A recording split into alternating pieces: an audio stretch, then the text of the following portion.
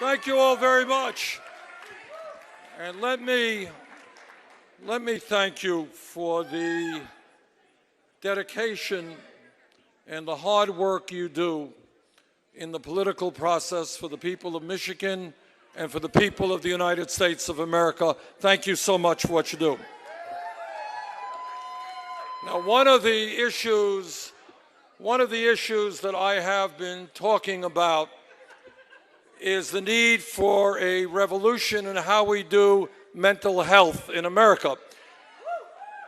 And I see that as I watch the Republican debates, I see the urgency of that more and more.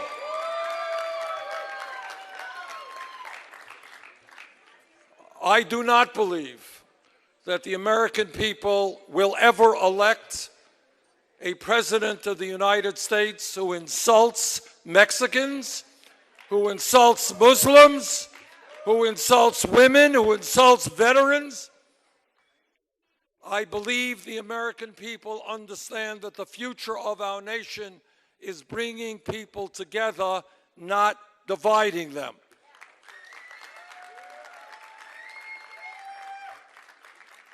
What our campaign has been about is taking on a corrupt campaign finance system which is undermining American democracy. Together, we are going to overturn Citizens United.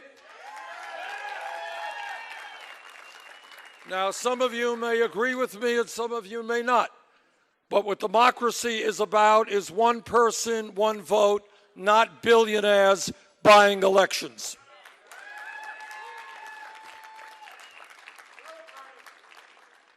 And this campaign is about dealing with a rigged economy, an economy in which the middle class is shrinking, in which millions of people are working longer hours for lower wages. All of us know and are proud that the economy today under President Obama is far, far better than the economy that George W. Bush left us, with 800,000 people a month losing their jobs.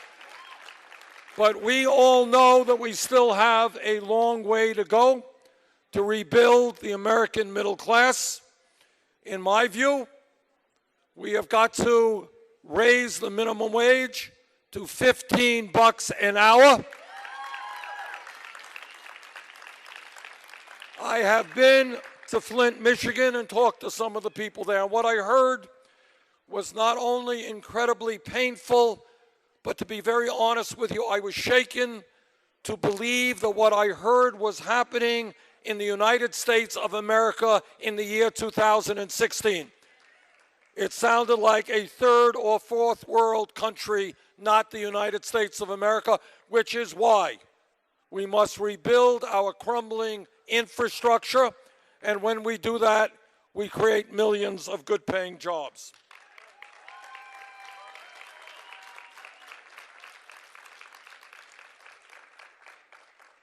And in my view, not only do we raise the minimum wage, we have pay equity for women, so that women are not making 79 cents on the dollar compared to men. One of the embarrassments of American politics today is that we have a major political party called the Republican Party that refuses to even acknowledge the reality of climate change. Believe me, climate change is real. It is caused by human activity and already causing devastating problems throughout this country and throughout the world. Now, I have been criticized for saying it, which gives me more motive to say it again. There is one country in the industrialized world that does not guarantee health care to all people. You're living in it. It's got to change. I believe that health care is a right of all people, not a privilege. And I will fight, if elected president, for a Medicare for all program.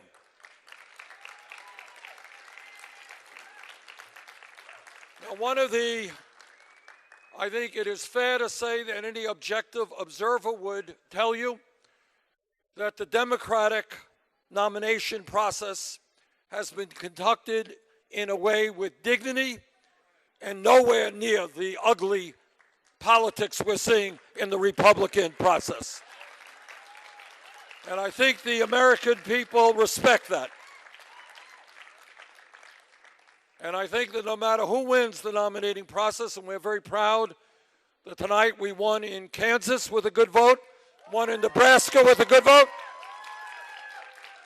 and we think we're going to do well in Maine tomorrow, but no matter, and we think we're going to do very well here on Tuesday in your great state. But no matter who wins this Democratic nomination, I have not the slightest doubt that on our worst day, we will be infinitely better than the Republicans on their best day. But a campaign is about ideas, and a campaign is about differences of opinion. Those differences should be stated honestly. We should not be insulting people, but we should be talking about the real issues. And there's one issue out there that I feel very strongly about, and my view is different than Secretary Clinton's. From day one, from my first day in Congress, I understood that trade policies like NAFTA, permanent normal trade relations with China, Colombian free trade agreement, and a host of these free trade agreements, I believe they were written to benefit corporate America and against the best interest of the American worker.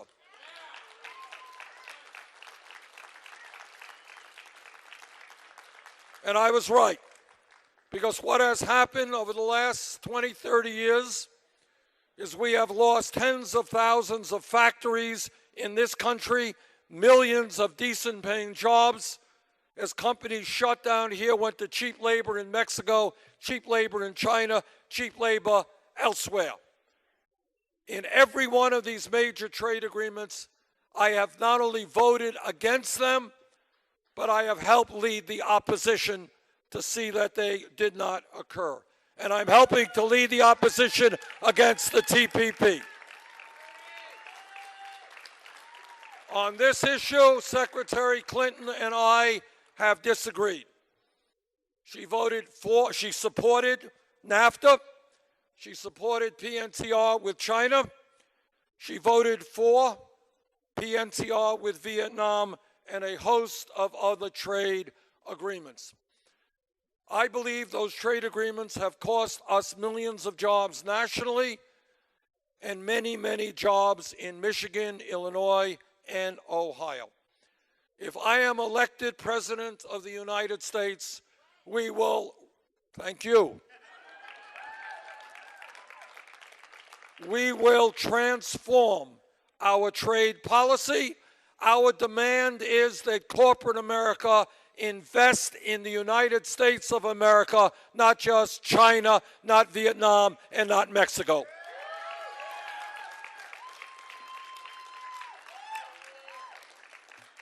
Now, I know not everybody will agree with me, but I think if you look at the political situation objectively right now, number one, every poll, or almost every poll that I have seen in terms of Bernie Sanders versus Donald Trump, we win, and we win big.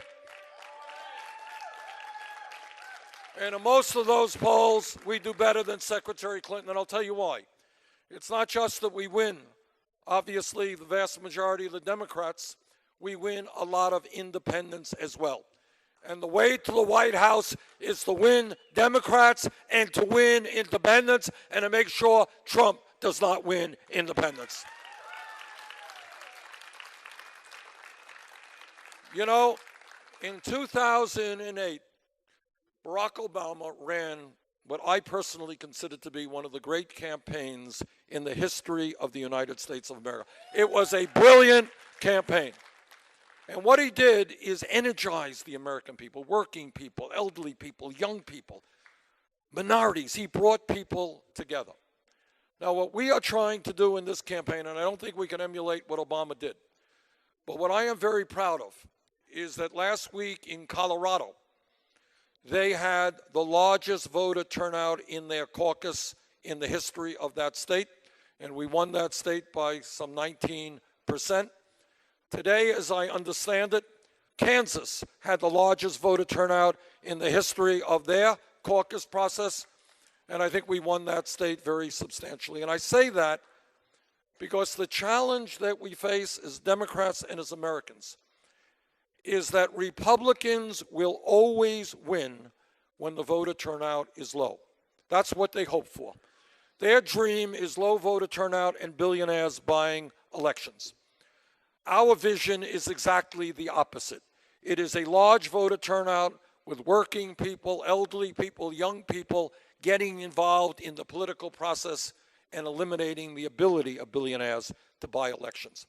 What I am proud of is in this campaign, and if you followed me around the country, seeing huge turnouts. I can't use the word huge anymore because everybody else, I know. Got to remove that from my vocabulary.